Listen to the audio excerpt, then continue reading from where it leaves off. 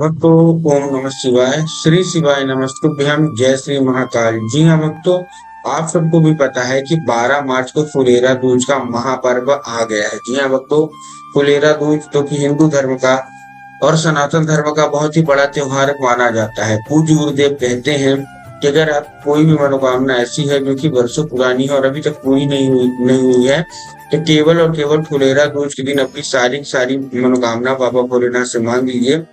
आपकी सारी की सारी मनोकामना बाबा भोलेनाथ अवश्य रूप से पूरी कर देंगे।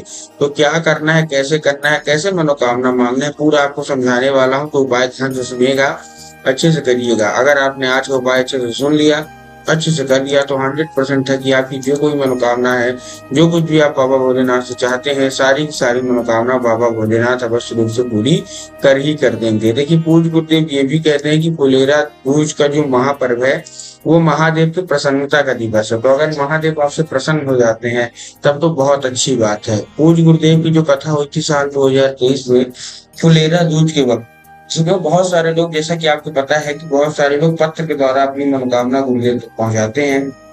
तो गुरुदेव की कथा में बहुत सारे ऐसे पत्र आए कि गुरुदेव, हमारी ये मनोकामना है, किसी की धन प्राप्ति की मनोकामना है, किसी की कर्जा मुक्ति की मनोकामना है, किसी की कोई बीमारी की मनोकामना, बहुत सारी आदि आदि मनोकामना थी।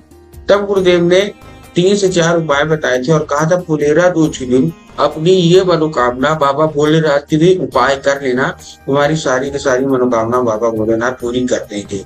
लोगों ने वो उपाय किया और मात्र 1 से 1.5 महीने के बाद गुरुदेव की कथा में वापस आए। गुरुदेव को फिर से पत्र लिखा, लेकिन ये जो पत्र था ये धन्यवाद के रूप में पत्र था कि गुरुदेव, आपके द्वारा बताया गया उपाय हमने कर लिया है, हमारी सारी की सारी मनोकामना बाबा भोलेनाथ से पूरी कर दी है, आपका कोटि कोटि धन्यवाद। तो अगर आपको भी जानना है कि ऐसा कौन सा उपाय है जिसको करने मात्र से लोगों की सारी मनोकामना पूरी हो जाती है, तो चलिए चलते हैं आज की इस वीडियो के माध्यम से जानते हैं। बहुत अच्छा उपाय है, पूज्य गुरुदेव की ही कथा सुन के और बहुत अच्छे से समझ के आपके लिए लेके आया हूँ। लेकिन उससे पहले चैनल पे अगर पहली बार आए हैं और आवाज मेरी पहली बार सुन रहे हैं तो वीडियो को कर दें लाइक और चैनल को कर लें सब्सक्राइब, ताकि पूज्य पंडित प्रदीप जी मिश्रा के रोज नए नए उपाय जो कि मैं उनकी कथा सुनता हूँ, श्रवण करता हूँ, सबसे पहले मैं आपको प्राप्त करा सकूँ। तो देखिए, जो हमारा पहला उपाय जो मैं आपको बताऊंगा, ये बेल पत्र के कांटों का उपाय है। और जो बेल पत्र का उपाय है ये मैं दूसरे नंबर पे बताऊंगा। जो हमारा पहला उपाय है ये फुलेरा दूज का सबसे बड़ा उपाय मैं आपको बताऊंगा। इस उपाय को, ये जो उपाय है इसमें मनोकामना पूर्ति का उपाय है। अगर आपकी कोई ऐसी मनोकामना है जो कि वर्षों पुरानी से पूरी नहीं हो रही है, तो ये उपाय आपको करना है। क्या करना है, देखिए, सबसे पहले आपको एक लेना है धतूरा। धतूरा के साथ आपको क्या चाहिए, हल्दी। क्या क्या चाहिए, फिर से बता रहा हूँ, एक धतूरा चाहिए, धतूरा के साथ हल्दी चाहिए। जब आप धतूरा लेंगे तब आपको ध्यान रखना है कि धतूरा कहीं से कटा फटा नहीं होना चाहिए, कहीं से खंडित नहीं होना चाहिए, कहीं से मुरझाया हुआ नहीं होना चाहिए। बहुत सारे लोग गलती क्या करते हैं कि धतूरा ले तो लेते हैं लेकिन नहीं ध्यान रखते कि धतूरा कहीं से कटा फटा तो नहीं है, कहीं से खंडित तो नहीं है। तो आपको इस चीज का ध्यान रखना है। साथ साथ आपको हल्दी लेना है। अब आपको क्या करना है कि जो धतूरा आपने लिया है और हल्दी का लेपन आपको क्या करना है, धतूरे में कर देना है। ठीक, कर दिया। साथ साथ आपको चाहिए 1 लोटा जल। अब 1 लोटा जल, सबसे पहले तो तांबे के लोटे में जल होना चाहिए, स्टील के लोटे में जल नहीं होना चाहिए। उसके साथ साथ आपको एक चीज और ध्यान रखना है कि जो जल है वो आपके घर का होना चाहिए। बहुत सारे लोग गलती क्या करते हैं, वो मंदिर परिसर से जल ले लेते हैं, घर से खाली लोटा लेके जाते हैं, जो कि पूर्णतः गलत है। आपको अपने घर से जल लेना है। ठीक, ले लिया, धतूरा ले लिया और पहुंच गए सीधा सीधा शिव मंदिर पहुंच गए। शिव मंदिर पहुंचने के बाद सबसे पहले आपको दक्षिण दिशा में खड़े होना है, उत्तर की ओर अपना चेहरा करके। अब देखिए, बहुत सारे लोग कंफ्यूज हो जाते हैं कि दक्षिण क्या होता है, उत्तर क्या होता है। हमको थोड़ा थोड़ा साफ साफ बताइए। तब गुरुदेव ने बताया कि आप जिस भी शिव मंदिर जा रहे हैं, उस शिव मंदिर का जिधर साइड जलाधारी हो, आप अपना चेहरा उधर करके खड़े हो जाइए। ठीक, आप खड़े हो गए। खड़े होने के बाद आपको क्या करना है, खड़े होने के बाद बाबा का एक सुंदर सा नाम है कुंदकेश्वर महादेव। तो आपको क्या करना है, कुंदकेश्वर महादेव का नाम लेके उन्हीं का स्मरण करके आपको क्या करना है, आपको प्रेम पूर्वक आपको उनको अर्पित कर देना है। और उसके साथ साथ आपको 1 लोटा जल भी अर्पित कर देना है। पूज्य गुरुदेव कहते हैं कि वर्षों पुरानी मनोकामना जो कि वर्षों पुरानी और अभी तक पूरी नहीं हो रही है, केवल और केवल ये उपाय कर लीजिए, आपकी सारी की सारी मनोकामना बाबा भोलेनाथ अवश्य पूरी कर देंगे। ठीक, तो ये था हमारा पहला उपाय। अब हम बढ़ते अपने दूसरे उपाय की ओर, जो कि धन प्राप्ति का उपाय है।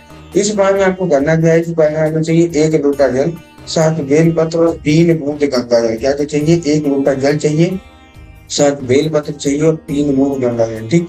अब देखिए जो आप बेल पत्र ले रहे हैं उसमें आपको अच्छे से ध्यान रखना है कि बेल पत्र कहीं से भी कटा फटा नहीं होना चाहिए, कहीं से खंडित नहीं होना चाहिए। बहुत सारे लोग करते क्या है कि बेल पत्र को एक पत्ती को ही वो लोग बेल पत्र मान लेते हैं, जो कि पूर्णतः गलत है। एक पत्ती का कोई बेल पत्र नहीं होता, 3 पत्ती मिलकर जो बेल पत्र बनती है वही बेल पत्र आपको लेना है। ठीक, आपने बेल पत्र ले लिया। बेल पत्र लेने के बाद आपको क्या करना है, 1 लोटा जल लेना और 3 बूंद आपको लेना है गंगा जल। ले लिया। लेने के बाद आपको पहुंच जाना है सीधा सीधा शिव मंदिर। अब जो आपने बेल पत्र लिया है उसको आपको 1 लोटे में डाल लेना है।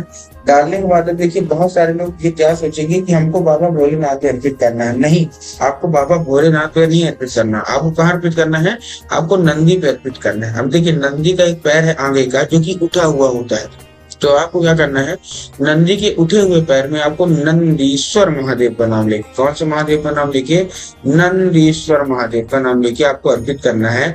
और अपनी जो कोई भी इच्छा है, जो कोई मनोकामना है, जो कुछ भी आप बाबा भोलेनाथ से चाहते हैं, सारा का सारा आपको बोल देना है धन प्राप्ति के रिलेटेड।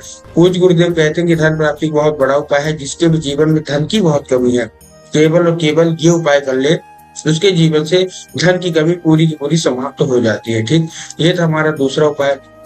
अब हम आते हैं अपने तीसरे उपाय की ओर, जो कि कर्जा मुक्ति का है। बहुत सारे लोगों के जीवन में कर्जा इतना ज्यादा बढ़ चुका है कि उनके समझ में नहीं आ रहा कि कर्जा चुकाया कैसे जाए। तब गुरुदेव ने बताया है कि आपको लेना है क्या, कनेर का फूल। आपको क्या चाहिए, आप 5 कनेर का फूल ले लीजिए। ठीक, कनेर का फूल आप जानते हैं पीला कलर का होता है, ले लिए।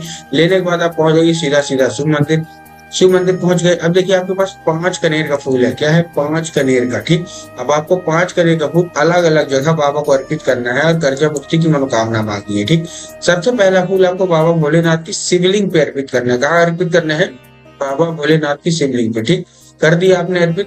अर्पित करते करते आपको बाबा का एक नाम लेना है, चंद्रमौली महादेव। क्या बोला है, चंद्रमौली महादेव। तो आपको चंद्रमौली महादेव का नाम लेके उन्हीं का स्मरण करके आपको क्या करना है, आपको अर्पित करना है। उसके बाद जो हमारा दूसरा फूल है वो आपको भगवान गणेश की जगह पे अर्पित करना है।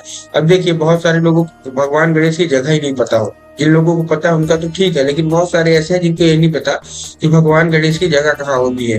तो ध्यान से सुनिएगा, जो जलाधारी होती है, जलाधारी के बाएं हाथ में भगवान गणेश की जगह होती है और जलाधारी के दाएं हाथ में माता शोक सुंदरी की जगह होती है।